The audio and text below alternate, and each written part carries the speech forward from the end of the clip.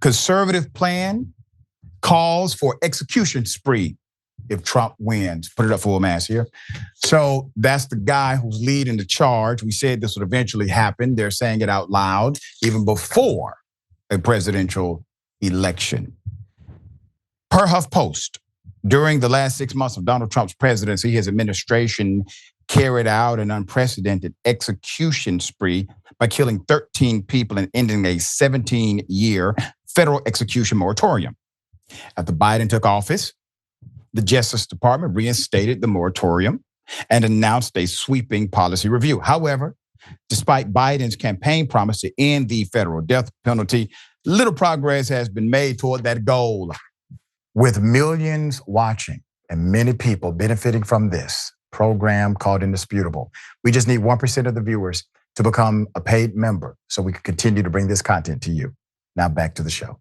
Meanwhile, Trump, the GOP's presumptive 2024 presidential nominee, has openly fantasized about executing drug dealers and human traffickers. He reportedly suggested that officials who leak information to the press should be executed too. And behind the scenes, there's a team of pro-Trump conservatives who are pushing for a second Trump term that involves even more state-sponsored killing than the first. Last year, a coalition effort by conservative groups known as Project 2025 released an 887-page document that lays out policy goals and recommendations for each part of the federal government.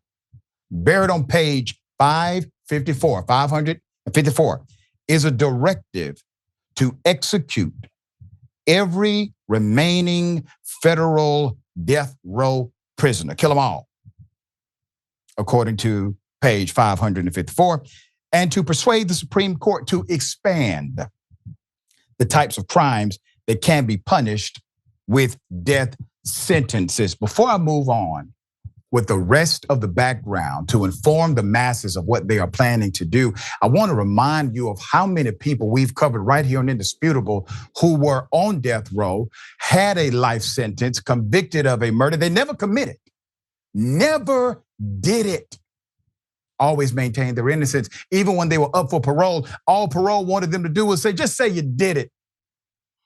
They said, I can't say I did it because I did not. And they sent them right back to prison. So now they want to take that system and make it even more absolute in its, well, some would say imperfection, I would say intentionally designed. Gene Hamilton, Executive Director, Executive Vice President, and General Counsel of America First Legal. Remember these guys?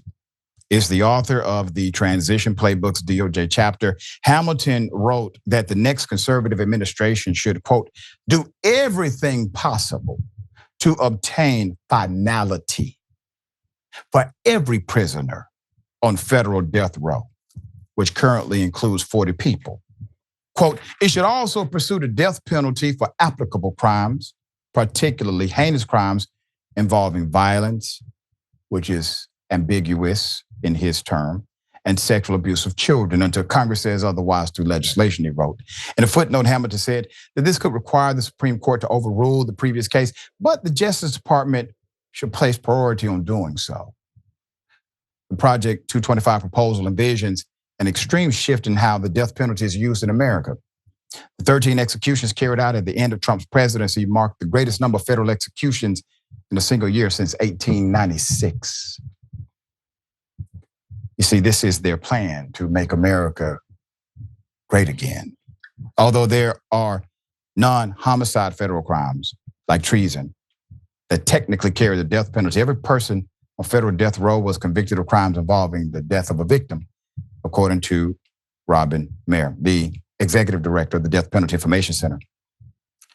So Robin stated that the expanded death penalty would significantly alter decades of jurisprudence, emphasizing that it's currently reserved for the most heinous crimes and offenders.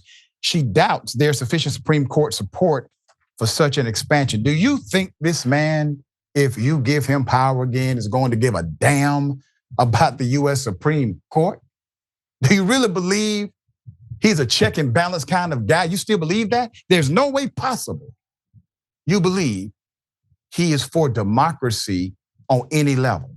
There's more. The High Court repeatedly held that carrying out the death penalty would violate constitutional protections against cruel and unusual punishment. First in 1977, in a case involving the sexual assault of a woman, and again in 2008, case involving the sexual assault of a child. During the 2008 case, which ended in a 5-4 decision, several groups for survivors of sexual assault urged against the death penalty for child sexual assault, arguing that it would hinder young victims' healing process. 3 of the 4 justices who voted to allow the death penalty as punishment for the child sexual assault are still on the court, along with 3 other conservative justices, despite these Supreme Court rulings. There have been multiple state-level efforts to expand death sentences to non-homicide cases. Last year, Florida Governor Ron DeSantis signed a bill allowing the death penalty in child sexual assault convictions. Lawmakers in Tennessee recently passed a similar bill, which awaits a signature or veto by the governor. Now, understand the argument, because I want to contextualize this properly. This is not about a person committing a heinous crime. This is about them creating a framework that allows them to indiscriminately kill people based on their feeling of how policy should work. Let's add this group. Let's add that group. Hell, Bill O'Reilly, when he was in his heyday, he said that drug dealers should be executed. So if you sell narcotica, if you believe Bill O'Reilly back then, you need to add them to it as well. When does it stop? When do you believe in rehabilitation of anything? When do you have common sense about the reality that states that have the death penalty have the highest murder rates in the United States of America? It never worked. There's no evidence that it ever deterred a crime of murder. There's more. Put him up.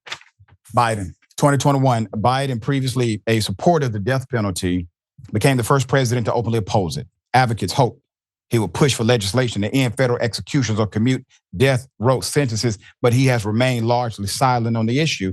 While the Justice Department paused executions and is reviewing policies, it has also continued to oppose legal challenges from those on death row. And here's the part that everyone should be concerned about. The reality of our criminal justice system is that they get it wrong often, and they get it wrong primarily when there's a black or brown person at the other end of that prosecution. Senator Turner, thoughts here? There it is. I mean, that's it. That's what they're not saying out loud. I mean, this is just a covert way to push the limits of the law against black people, brown people, and then by extension, poor people from all walks of life. But black people are gonna be the first. That's what this is.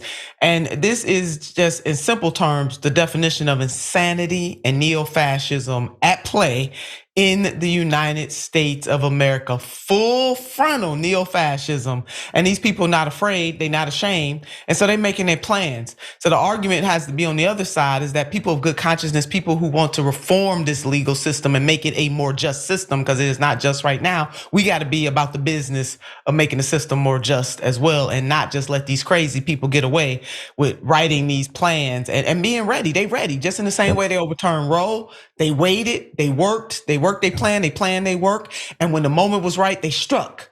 And Roe has been overturned. Just in the way the people who don't want to see justice meted out for black people in the terms of jobs and opportunities. I'm talking about affirmative action, because affirmative action was meant to make crooked paths straight. Just using this for example, they waited, Doc. They kept working they plan and planning they work. And then when the right moment, bam, now we got that overturned by the United States Supreme Court. So let us not be confused, those of us who are on the side of righteousness and justice, that so we need to be working our plan and planning our work as well. Come on now. So well said. They're playing chess, Democrats playing checkers. There it is. All right.